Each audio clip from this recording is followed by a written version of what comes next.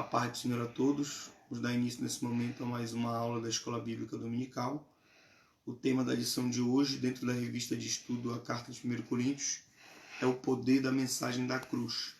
Pautado em 1 Coríntios, capítulo de número 2, nós iremos ler do capítulo 2, do versículo 1 até o versículo número 5. Mas antes eu convido os amados irmãos, nós iremos louvar o hino da harpa, devido ao tema ser a mensagem da cruz. Esse hino é o hino mais propício que nós possamos louvar e adorar aqui ao Senhor. Vamos louvar, vamos fazer uma oração, vamos louvar o hino da harpa e aí nós vamos para a meditação da palavra e o estudo da lição. Senhor Deus querido, Deus de graça, de paz, de misericórdia, muito obrigado, Deus, por mais uma oportunidade de estarmos na Tua presença, aprendendo da Tua palavra, Senhor, glorificando e exaltando o Teu santo nome, Deus. Que essa manhã venha ser proveitosa para a instrução, para o ensino, para a aprendizagem e para o crescimento, meu Deus, espiritual, tanto meu como da Tua igreja, em nome de Jesus. Amém. 291. A mensagem da cruz é o tema da lição e é o tema destino. Rude cruz se erigiu, dela o dia fugiu, como emblema de vergonha e dor. Mas contempla essa cruz, porque nela Jesus deu a vida por mim, pecador. Sim, eu amo a mensagem da cruz, até morrer eu a vou proclamar. Levarei eu também minha cruz, até por uma coroa trocar. Desde a glória dos céus, o Cordeiro de Deus, ao Calvário humilhante baixou. Esta cruz tem pra mim atrativos sem fim, porque nela Jesus me salvou. Sim, eu amo a mensagem da cruz, até morrer eu a vou proclamar. Levarei eu também minha cruz, até por uma coroa trocar. Nesta cruz padeceu e por mim já morreu meu Jesus para dar-me o perdão. E eu me alegro na cruz, dela vem graça e luz para minha santificação. Sim, eu amo a mensagem da cruz, até morrer eu a vou proclamar. Levarei eu também minha cruz, até por uma coroa trocar. Eu aqui com Jesus, a vergonha da cruz, quero sempre levar e sofrer. Cristo vem me buscar e com ele no lar uma parte da glória hei de ter. Sim, eu amo a mensagem mensagem da cruz, até morrer eu a vou proclamar. Levarei eu também minha cruz, até por uma coroa trocar. Amém, Jesus. Aleluia, O Jesus. texto é Coríntios, capítulo 2, do versículo 1 até o versículo 5. Eu leio, os amados me acompanham. Eu, irmãos, quando fui ter convosco, anunciando-vos o testemunho de Deus, não fiz com ostentação de linguagem ou de sabedoria, porque decidi nada saber entre vós, senão a Jesus Cristo e a este crucificado. E foi em fraqueza, temor e grande tremor que eu estive entre vós. A minha palavra e a minha pregação não consistiram em linguagem persuasiva de sabedoria, mas em demonstração do Espírito e de poder, para que a vossa fé não se apoiasse em sabedoria humana, e sim no poder de Deus. Amém? Senhor Jesus, fala em nossos corações, em nossas vidas, através dessa lição, para a glória do teu nome, em nome de Jesus. Aleluia, Jesus. Amém. Amados, vamos começar a analisar essa lição, que vai estar pautada no capítulo 2 da carta a 1 Coríntios. Lembrando que nós estamos ao longo desse trimestre estudando toda esta carta tão abençoada. E aqui eu já quero dar uma informação de contexto. Ainda que nós conheçamos essa carta como 1 Coríntios, ela é a primeira carta do apóstolo Paulo à igreja de Corinto conhecida, ao longo da carta nós vamos entender e compreender que Paulo e os coríntios já estavam trocando cartas, ou seja, há pelo menos mais uma carta antes dessa que nós não conhecemos, e há uma carta também que os coríntios escreveram para Paulo e que Paulo vai responder muitas questões ao longo dessa carta. Ou seja, essa carta aqui ela já traz problemas que estão sendo tratados, problemas que já estão sendo debatidos há algum tempo. E o apóstolo Paulo vai falar aqui, nessa primeira parte, nesse texto do capítulo 2, acerca da mensagem da cruz. Eu não vejo um tema mais propício, um tema mais adequado para nós tratarmos, para nós falarmos no dia de hoje. Hoje, que é comemorado o domingo de Páscoa. A Páscoa que se iniciou em um processo envolvendo muito simbolismo lá no livro de Êxodo, lá no Egito. A Páscoa ela se inicia em um processo de libertação, onde vários cordeiros morrem e o sangue desses cordeiros são aspergidos em vários umbrais de muitas portas. E a Bíblia diz que naquele dia passou-se daquela noite a 10ª praga sobre o Egito e a morte sobre todos os primogênitos do Egito e também sobre todos os primogênitos de Israel que não tivessem cumprido a Páscoa. Porque o sangue do cordeiro selava o sinal da aliança, o sinal da obediência a Deus.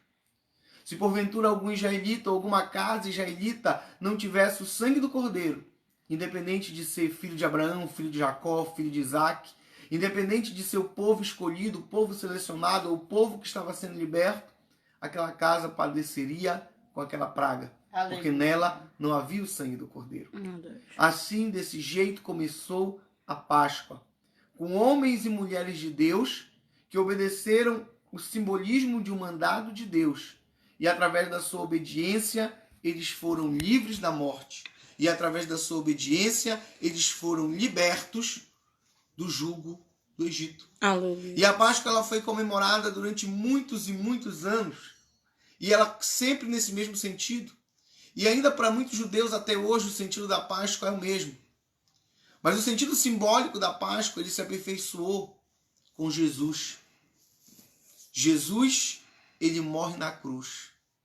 Esse é o tema da lição de hoje. Aleluia. A mensagem da cruz. Jesus, ele morre na cruz. E ele morre na cruz justamente na Páscoa. Ou que nós chamaríamos hoje na Sexta-feira Santa, na Sexta-feira da Páscoa. Aleluia. E ele ressuscita no domingo da Páscoa. Aleluia, Jesus. Quando nós estamos estudando essa mensagem, nós vamos entender que o primeiro aspecto, o primeiro tópico e primeiro subtópico é a mensagem da cruz. O que é a mensagem da cruz? É o centro da pregação de Paulo.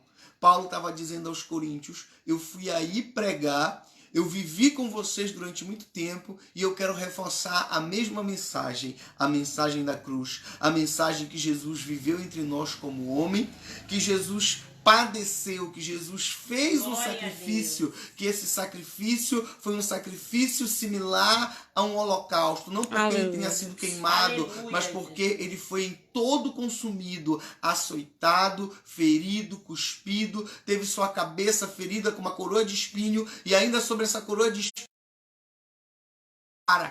e zombaram dele e ele morreu. Mas ao terceiro dia ele ressuscitou. Falou com o seu povo, anunciou o evangelho e levou a palavra. Senhor, Jesus levou essa palavra. Louvado é teu nome, Senhor. Jesus, ele proclamou que ele ia voltar. Essa é a mensagem da cruz. Aleluia, Jesus. A palavra que ele viveu, a palavra que ele levou após a sua morte, a sua ressurreição, e essa palavra ela previa retorno. Aleluia. Jesus voltando. Amado, eu quero dizer para você, essa é a mensagem da cruz. Essa é a mensagem pregada pelo apóstolo Paulo e essa é a que nós pregamos. Aleluia. E um dia não há mais propício do que esse, do que o dia de hoje, para falar dessa mensagem tão poderosa. Quando nós olhamos o capítulo de número 2, o versículo de número 2, perdão, ele diz assim: porque decidi nada saber de Jesus Cristo e a este crucificado. Fundamentos da pregação. Paulo está dizendo, a mensagem que eu levo é a mensagem da cruz. E essa mensagem ela tem fundamento. A maneira como Paulo leva essa mensagem.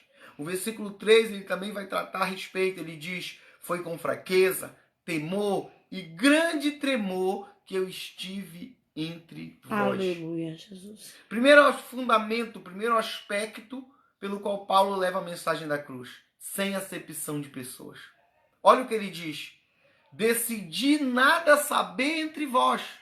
Ou seja, ele estava dizendo assim, não me importava se para quem eu estava pregando era um homem rico ou era um homem pobre. Era um dono de terra, era um comerciante ou era um servo. Seja um homem ou uma mulher. Ou alguém desprezado pela sociedade. Decidi nada saber sobre vós. Por quê? Porque ele pregou Jesus Cristo e a este crucificado sem acepção de pessoas. Aleluia. Nós vivemos em um tempo hoje em dia em que muitos pregadores e muitos ministérios têm feito acepção de pessoas. Têm levado uma mensagem, uma cobrança para um, para outro, pautado em critérios, não são os critérios da palavra, mas infelizmente muitas vezes são critérios financeiros.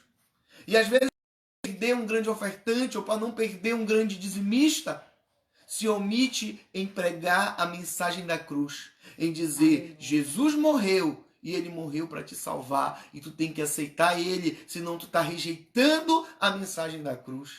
Essa é uma mensagem verdadeira, mas que muitas vezes pessoas têm feito acepção de pessoas e pregado ela de maneira seletiva ou até escondido essa mensagem. Então Paulo diz, quando fui até vocês, não quis saber de mais nada, a não ser pregar Jesus. Aleluia, Senhor. E Jesus crucificado, ou seja, a mensagem da cruz. Aleluia. Segundo fundamento, simplicidade.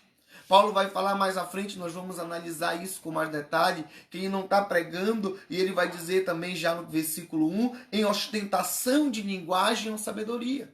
Glória. Prestem atenção nessa maneira como ele diz. Não o fiz, versículo 1, parte B, com ostentação de linguagem ou de sabedoria. E não que Paulo não tivesse o recurso de assim fazer, porque nós sabemos que Paulo era versado no grego, versado na cultura, instruído aos pés de Gamaliel. E quando a Bíblia diz que ele foi instruído aos pés de Gamaliel, a Bíblia não está dizendo só que ele era um discípulo de Gamaliel, mas que ele era possivelmente o principal discípulo de Gamaliel. Ou que pelo menos quando na sua turma, ou quando no momento em que Gamaliel ensinou, ele era o discípulo mais destacado. E Gamaliel, um doutor da lei judaica, fora da Bíblia, ele foi um homem de tão conhecimento que os judeus inventaram até um título extra para ele. um título diferenciado para ele que o colocava acima de doutor da lei, porque consideravam que a sabedoria dele era tão grande que era imprudente ou incoerente chamar ele de doutor da lei e ao mesmo tempo chamar outras pessoas de doutor da lei quando ele estava tão destacado.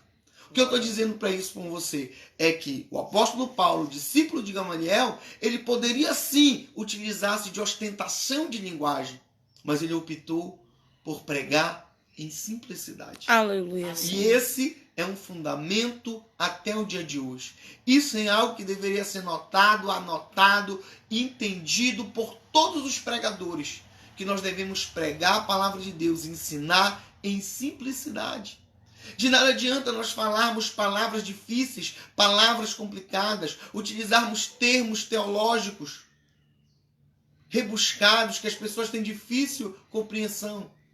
Apenas para que alguns cheguem e dizem assim, como esse pregador entende de teologia, mas como esse pregador é sábio. E no final das contas não entenderam o significado da palavra que nós estamos levando. Então nós devemos aprender com o apóstolo Paulo.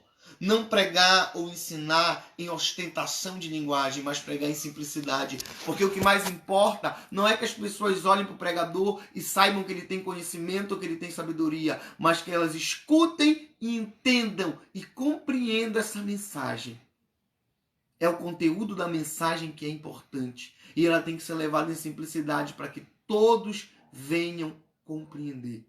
Quando por acaso em um ensino, em uma pregação, você tenha que usar uma palavra, um termo mais complicado, nunca se esqueça de explicar o que você está utilizando. Porque é importante que haja simplicidade, é importante que haja compreensão. É triste como hoje em dia, em vez dos pregadores, muitos deles procurarem uma mensagem simples para pregar, pelo contrário, procuram termos e palavras complicadas, que às vezes nem faz parte do seu conhecimento, nem faz parte da sua instrução, mas que gostam de usar para que as pessoas entendam que eles são grandes pregadores ou grandes sábios. Sendo que, na verdade, fazendo isso, vão de encontro, vão sendo confrontando tudo aquilo que a palavra de Deus nos ensina e tudo aquilo que Paulo, o grande pregador, nos ensinou. Não devemos levar a palavra em ostentação de linguagem, mas em simplicidade. Santo é teu nome, Jesus. Outro aspecto da pregação da palavra, temor. Paulo diz, fui em fraqueza, temor e grande tremor que eu estive entre vós. Glória a Deus. Quem tem temor, temor é o princípio da sabedoria.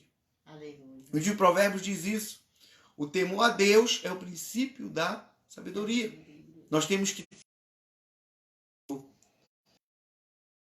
a palavra de Deus e temer o Deus da palavra, para que com respeito a Deus e a palavra nós possamos analisar nela, meditar nela, de dia e de noite, como lá em Salmo 1, e termos convicção daquilo que nós estamos levando. E não só ler, meditar e estudar como acadêmicos ou como grandes estudiosos, mas sobretudo também orar, apresentar a Deus, porque afinal de contas nós não somos donos da palavra, nós somos apenas ministros da palavra. Nós apenas representamos aquele que é o verdadeiro dono da palavra, aquele que é o verdadeiro possuidor da palavra. Como dizia, nós devemos levar a palavra em grande temor a Deus. Amém? Quem não teme a Deus não é digno da nossa confiança. Escute e grave isso no seu coração. O pregador que prega, mas não teme a Deus, não é digno de confiança. Aleluia. Seguindo, o próximo aspecto já me permite, da pregação, já me permite pular para o terceiro tópico, que é intervenção do Espírito Santo. O apóstolo Paulo, ele vai demonstrar que é o Espírito Santo que conduzia ele. Ele vai dizer, a minha palavra e a minha pregação não consistiram em linguagem persuasiva de sabedoria, mas em demonstração do Espírito e de poder. Eu quero que você preste bastante atenção nesse texto, porque infelizmente algumas pessoas têm utilizado ele como uma desculpa para não estudar a palavra, como uma desculpa para não se aprofundar no texto sagrado. Mas como eu já disse e vou repetir muitas vezes, nós temos a palavra a cumprir ela como um todo. O apóstolo Paulo era um grande, um profundo conhecedor da palavra. A Bíblia nos ensina que a Escritura ela é lâmpada para os nossos pés e luz para os nossos caminhos. Aleluia, Jesus. A palavra de Deus. Glória a Deus. A Bíblia nos ensina a meditar na palavra de dia e de noite. Amém, Jesus. Por que eu digo tudo isso? Porque o texto não está dizendo que o apóstolo Paulo não se usava de sabedoria ou de conhecimento. Mas ele está fazendo aqui uma analogia que é importante nós entendermos um pouquinho do contexto da filosofia e do pensamento grego, para nós entendermos com exatidão o que Paulo está falando.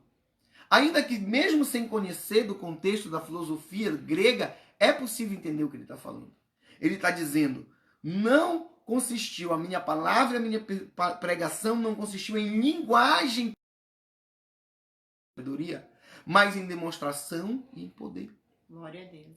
Paulo estava falando um tipo de pensamento na filosofia grega, da retórica, dos sofistas, que era um grupo de pessoas ali que acreditavam que a pregação ou o ensino deveria estar pautado na retórica. Ou seja, o importante era o que a pessoa falava e como a pessoa falava. Ele estava dizendo assim, o que eles diziam? As pessoas devem ser convencidas a partir da retórica, a partir da maneira como se diz. A persuasão está relacionada com a qualidade da palavra, com a qualidade do que se diz. Era isso que alguns coríntios acreditavam. E era isso que algumas escolas de filosofia grega ensinavam, como os sofistas. Porém, o apóstolo Paulo ele retoma um outro conceito grego e ele vai dizer assim, a persuasão que eu estou levando aqui, ou a minha pregação, ela se constitui em demonstração do poder. Tem um filósofo grego chamado Aristóteles, viveu 400 anos mais ou menos antes de Cristo, que ele vai dizer que a verdadeira persuasão, ela só existe a partir da demonstração. E é com base nisso, mas para além disso, que Paulo vai dizer, eu não estou persuadindo ninguém, a minha pregação não veio persuadir ninguém meramente com palavras. Mas a persuasão que eu trouxe através da palavra, da pregação, ela é uma persuasão pautada em demonstração. E demonstração do poder de Deus. E demonstração do Espírito. Quer que eu explique isso para você? Vou explicar de maneira mais detalhada. Aleluia. Talvez isso aqui remete também ao que Jesus falava dos fariseus. E Paulo, sendo fariseu, certamente entendia isso. Jesus, certa feita, denunciou os fariseus dizendo assim, vocês colocam fardos pesados sobre a costa dos outros e sobre as suas mesmas não carregam nada. Sepulcros caiados são lindos por fora, mas por dentro só podridão. O que significa isso? O que você quer entender? O que está dizendo a palavra do Senhor? Que nós devemos analisar que a palavra que nós pregamos deve ser demonstrada em nossa vida. Aleluia. Não adianta só eu aprender, compreender e ensinar para você da maneira mais detalhada possível e viver outra coisa. O que Paulo estava dizendo é o seguinte, a palavra que eu preguei foi uma palavra que convenceu, e vocês sabem que convenceu porque vocês se converteram, mas não simplesmente por retórica, pela maneira como eu preguei, mas porque eu vivi aquilo que eu preguei. Paulo, na sua primeira passagem aos Coríntios, a cidade de Corinto, ele ficou mais de um ano ali. Ou seja, ele pregou e ele demonstrou que ele viveu aquilo que ele pregou. Por isso é tão importante o pregador viver a palavra que prega. Antes de você se preocupar em pregar a palavra, você se preocupa em viver a palavra. Porque quando você for pregar a palavra, você tem que estar vivendo ela. Para que haja demonstração daquilo que você prega. Aleluia. E não simplesmente linguagem persuasiva. Você conseguir, através de métodos, através de retórica, através de estudos de linguagem, convencer as pessoas. Mas quando elas olham para você, elas veem que a palavra que você prega não é a palavra que você vive. Glória a Deus. Era aí contra isso que Paulo estava dizendo. Verdade. Não vim convencer vocês, ou minha pregação não foi com linguagem persuasiva, mas foi com demonstração do poder e do Espírito. Ou seja, a palavra que eu preguei do Espírito, do poder de Deus que transforma a vida do homem, vocês puderam ver na minha vida que esse mesmo Espírito, esse mesmo poder de Deus a transformou. A nossa pregação, ela tem que estar em demonstração. Seguindo, tópico de a verdadeira sabedoria. O apóstolo Paulo, ele vai dizer e vai ensinar que a verdadeira sabedoria de Deus, ela é o evangelho de Deus. O evangelho de Deus que revela o plano de salvação do homem. Paulo está pregando aos coríntios, a cidade de Corinto fica na península do Peloponeso, na religião ali da Grécia, então eles são gregos de cultura, ainda que muitos deles sejam romanos de nascença ou de descendência. Como eu falei na última aula, a cidade de Corinto desapareceu por 100 anos e foi refundada uns 50 anos antes, mais ou menos, de Jesus. Então Paulo está falando para pessoas de cultura grega que a verdadeira sabedoria não está na filosofia dos gregos. A verdadeira sabedoria não está na religião dos gregos. A verdadeira sabedoria não está na história, na historiografia, no conhecimento de história dos gregos. Naquela época já haviam historiadores entre os gregos, ou que os gregos entendiam como historiadores. Ele está dizendo, a verdadeira sabedoria está no Evangelho de Jesus. Aleluia, Jesus. Entenda que Paulo está escrevendo para uma igreja cristã. Para pessoas que viram ele, conviveram com ele, escutaram ele pregar muitas vezes. Então Paulo está sendo muito claro com eles.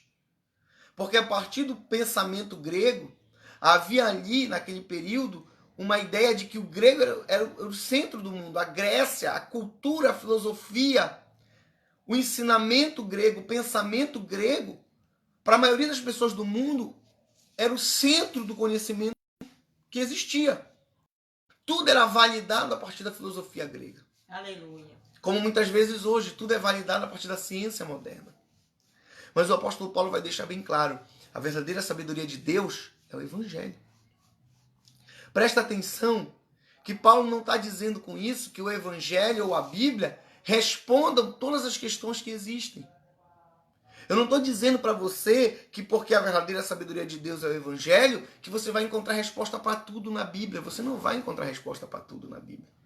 Você não vai encontrar resposta para todas as questões de biologia, de química, de física, de matemática na Bíblia, porque ela é a fonte do verdadeiro conhecimento de Deus. Não. Porém, a Bíblia, ela traz a sabedoria de Deus, porque temos o caminho da salvação. Aleluia. Que sabedoria há mais importante? Que conhecimento há mais importante do que a salvação que nos conduz à eternidade, que nos livra da condenação eterna? Porque o mundo é passageiro e a terra ela é passageira. Então a Bíblia ela não é fonte de todo o conhecimento que existe. Deus não nos revelou tudo através da Bíblia. Mas Deus nos revelou sim o caminho da salvação através da sua palavra. E o apóstolo Paulo está deixando isso bem claro. A verdadeira sabedoria de Deus é o Evangelho de Jesus. O Evangelho que revela o caminho da salvação, o plano da salvação. O caminho, esse plano de salvação, ele é. E é necessário que nós venhamos entender isso, aceitar Jesus e viver através dessa sabedoria, desse conhecimento. Não significa que nós devemos rejeitar a filosofia ou a ciência. Afinal de contas, a filosofia e a ciência tratam de muitas coisas que a Bíblia não trata. E obviamente que até a mensagem central e a preocupação central da ciência não é a mesma preocupação da Bíblia. Porque a ciência trata de coisas naturais, de coisas humanas, de coisas palpáveis, de coisas prováveis a partir de métodos específicos. E o principal objetivo da palavra é salvação e vida eterna. Aleluia. Revelar o mistério de Jesus, revelar a mensagem da cruz para que ela seja recebida e ela promova salvação. E o apóstolo Paulo vai deixar bem claro, essa é a verdadeira sabedoria de Deus. E isso deve ser prioridade para a igreja de Corinto e isso deve ser prioridade para cada um de nós. Glória a Deus. Tópico seguinte, 2.2, o apóstolo Paulo fala em sabedoria humana. Bem? Segundo o tópico da nossa revista, segundo subtópico, sabedoria humana. Veja bem, a sabedoria humana, ela também vem por Deus. Afinal de contas, Deus nos deu, Deus nos dá as coisas. Deus nos permite as coisas. Porém, o apóstolo Paulo vai deixar bem claro que a sabedoria humana por si só, ela não consegue levar as pessoas ao conhecimento pleno de Deus, ou a uma comunhão plena de Deus. Não importa quantos filósofos estudiosos eles daquela época tentassem, ainda que eles pudessem entender alguns aspectos, o apóstolo Paulo dizia, não é a sabedoria humana que vai te levar a Deus. Não é a sabedoria humana que vai te levar a Jesus. Quando no texto sagrado, que capítulo 2, versículo de número 6. Entretanto, expomos sabedoria entre os experimentados, não porém a sabedoria deste século, nem a dos poderosos desta época, que se reduzem a nada. Mas falamos a sabedoria de Deus em mistério, outrora oculta, a qual Deus pré-ordenou desde a eternidade para a nossa glória. Sabedoria essa que nenhum dos poderosos deste século conheceu. Veja bem, o apóstolo Paulo está aqui contrapondo a sabedoria de Deus com a sabedoria deste século. E você vai ver que ele vai sempre mostrar que a sabedoria deste século, ela não é capaz de nos levar plenamente até Deus. Inclusive, ele vai dizer que, pautado na sabedoria deste século, foi que judeus e romanos, dá a entender o texto, decidiram que deveriam matar Jesus. Aleluia. O próximo tópico vai tratar de ignorância dos sábios. Justamente dentro da se trata da ignorância, ele está dizendo que sem Jesus, sem o Espírito Santo, e sendo muito claro, sem fé, sem conhecimento, os sábios segundo o homem, às vezes não entendem nada das coisas de Deus. Você vai encontrar aí, mundo afora, muitas pessoas que se afastam de Deus e buscam sabedoria humana, buscam sabedoria científica.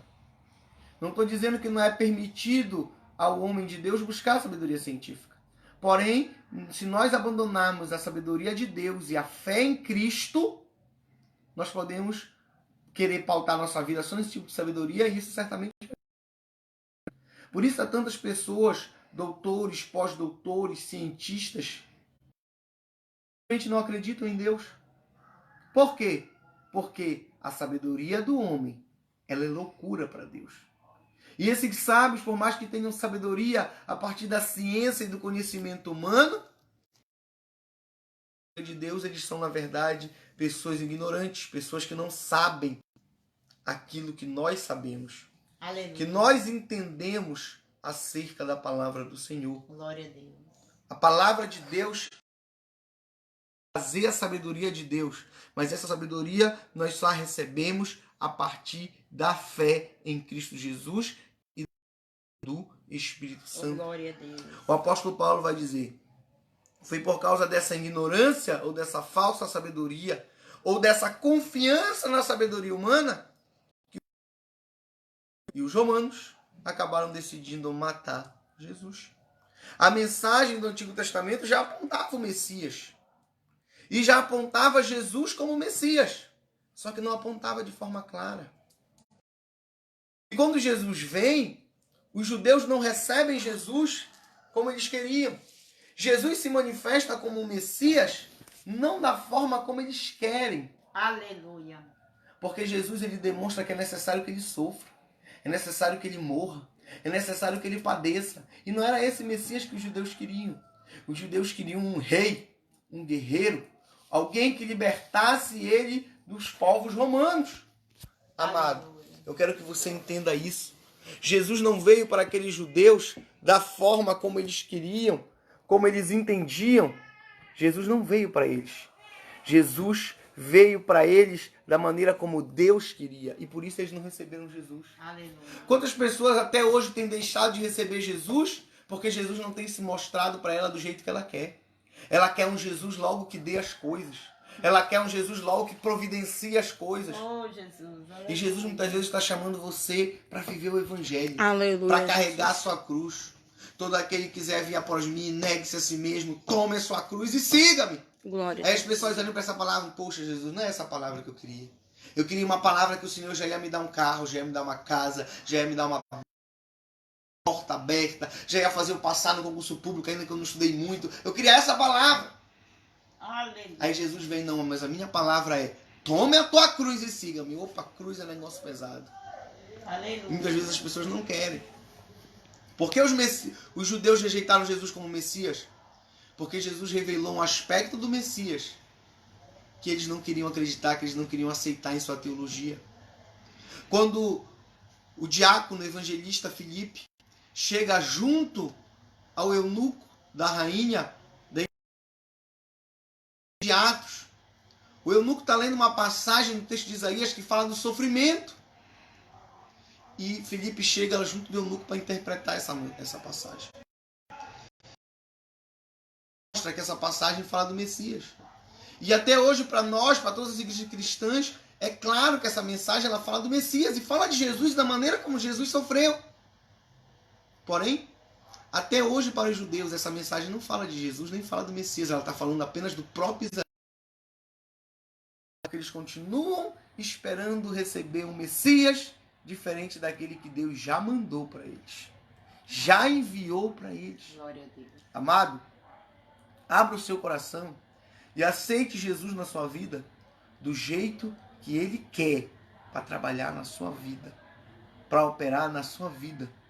E não do jeito que são as suas expectativas. Não era errado os judeus criarem expectativas, não. Mas, defrontada a realidade, eles deveriam aceitar a realidade. Mas eles preferiram se firmar na sua própria sabedoria do que abrir seu coração à sabedoria de Deus. Conforme nós vamos avançando aqui, nós já chegamos aqui no último tópico. Acredito que nos próximos 10 minutos nós vamos estar encerrando os 10 ou 15 minutos.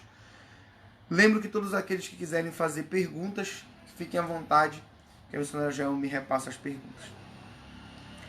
1 Coríntios capítulo 2, versículo 9 diz assim: mas como está escrito, nem olhos viram, nem ouvidos ouviram, nem jamais penetrou em coração humano o que Deus tem preparado para aqueles que o amam. Veja bem, o significado desse texto é mensagem revelada. O apóstolo Paulo está dizendo assim: se olhos não viram, se ouvidos não ouviram o que Deus tem preparado, é porque o que Deus tem preparado não depende de percepção humana comum, não depende de percepção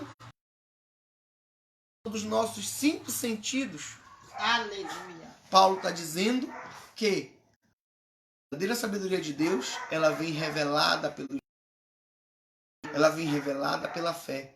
Ela palavra, o conhecimento, ela vai nos conduzir a crer verdadeiramente naquilo que os homens consideram loucura. Naquilo que Paulo vai dizer no capítulo 1, que é loucura para os gregos e escândalo para os judeus. O Antigo Testamento diz que maldito seja todo aquele que for pendurado no madeiro. Então, para os judeus, o que aconteceu com Jesus era um grande escândalo. Jesus ter morrido na cruz. Eu li recentemente alguns estudos de alguns historiadores que tentam demonstrar a existência de Jesus fora da análise bíblica. E alguém questionou um desses historiadores dizendo assim: será mesmo que Jesus foi para a cruz? Sabe o que ele respondeu? Ele disse: certamente Jesus foi para a cruz. Porque não faria sentido que os seus discípulos inventassem isso, porque a cruz era razão de vergonha. E se algo que era razão de vergonha está tão claro relatado, foi porque realmente aconteceu. Jesus se fez maldição por nós. Jesus se fez maldição em nosso lugar. E aquela mensagem que não parecia lógica, correta, a partir do ponto de vista dos judeus ou dos gregos, Paulo diz que através do Espírito, Deus nos ensina e nos revela em nossos corações essa mensagem. Verdade. Não quero que você entenda que isso está abrindo precedente para qualquer pessoa dizer que Deus revelou para ele isso ou que Jesus revelou para ele aquilo, e com base no que diz que Deus revelou, fazer invenções que são contra a palavra de Deus. Aleluia. Isso é inadmissível.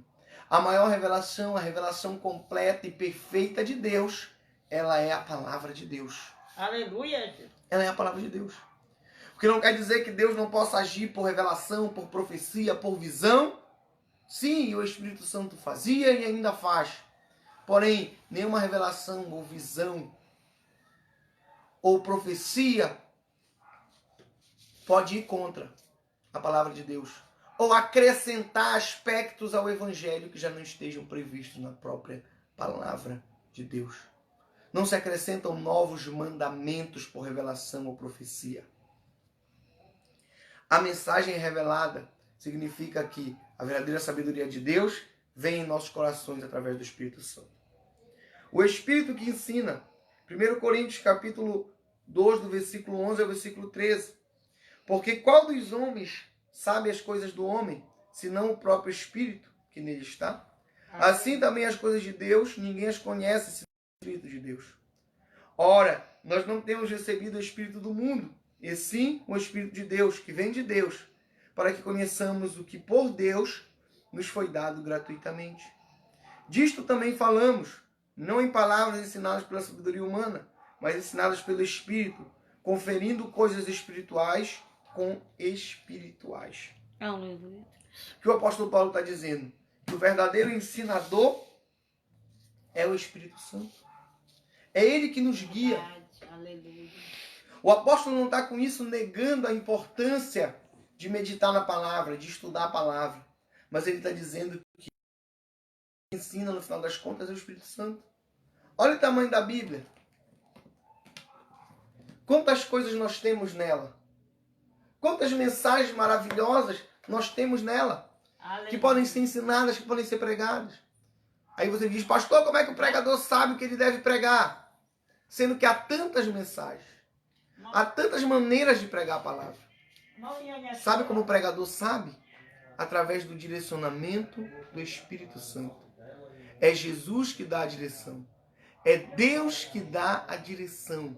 É o Espírito Santo que nos conduz a levar a palavra necessária à vida dos cristãos. Para encerrar, último tópico da lição. O homem não entende. Versículo 14. Ora, o homem natural não aceita as coisas do Espírito de Deus, porque eles são loucura, e não pode entendê-las, porque elas se discernem espiritualmente. Entenda isso.